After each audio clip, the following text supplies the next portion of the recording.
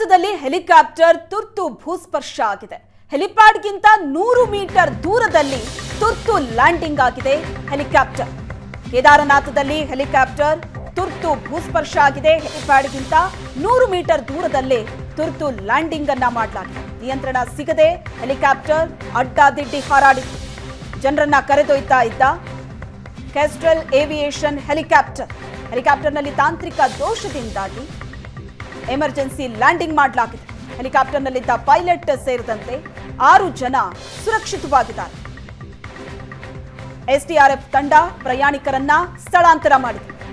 ದೃಶ್ಯದಲ್ಲಿ ನೋಡ್ತಾ ಇದ್ದೀರಿ, ನಿಯಂತ್ರಣ ಸಿಗದೆ ಹೆಲಿಕಾಪ್ಟರ್ ಅಡ್ಡಾದಿಡ್ಡಿ ಹಾರಾಡಿದೆ. ಜನರನ್ನ ಕರೆದೊಯ್ತಾ ಇದ್ದಂತಹ ಹೆಲಿಕಾಪ್ಟರ್ ಕೇದಾರನಾಥದಲ್ಲಿ ಹೆಲಿಪ್ಯಾಡ್ಗಿಂತ 100 ಮೀಟರ್ ದೂರದಲ್ಲಿ ತುರ್ತು ಲ್ಯಾಂಡಿಂಗ್ ಮಾಡಲಾಗಿದೆ.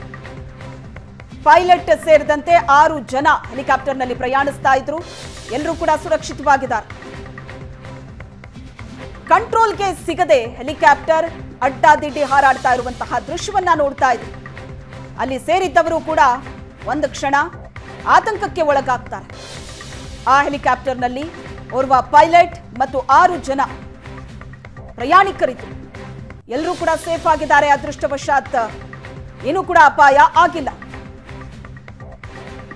ಹೆಲಿಪ್ಯಾಡ್ಗಿಂತ 100 ಮೀಟರ್ ದೂರದಲ್ಲಿ ಎಮರ್ಜೆನ್ಸಿ ಲ್ಯಾಂಡಿಂಗ್ ಮಾಡಲಾಗಿದೆ.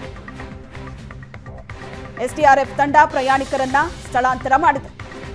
ಕೇದಾರನಾಥದಲ್ಲಿ ನಡೆದಂತಹ ಘಟನೆ ಇದು. ಅದರ ದೃಶ್ಯಗಳನ್ನ ಕೂಡ ನೋಡ್ತಾ ಇದ್ದೀರಿ.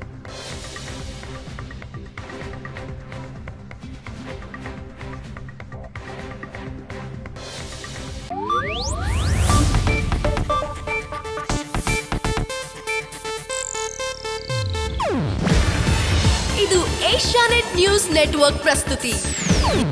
ನೀವು ನೋಡ್ತಿದ್ದೀರಾ ಏಷ್ಯಾನೆಟ್ ಸುವರ್ಣ ನ್ಯೂಸ್.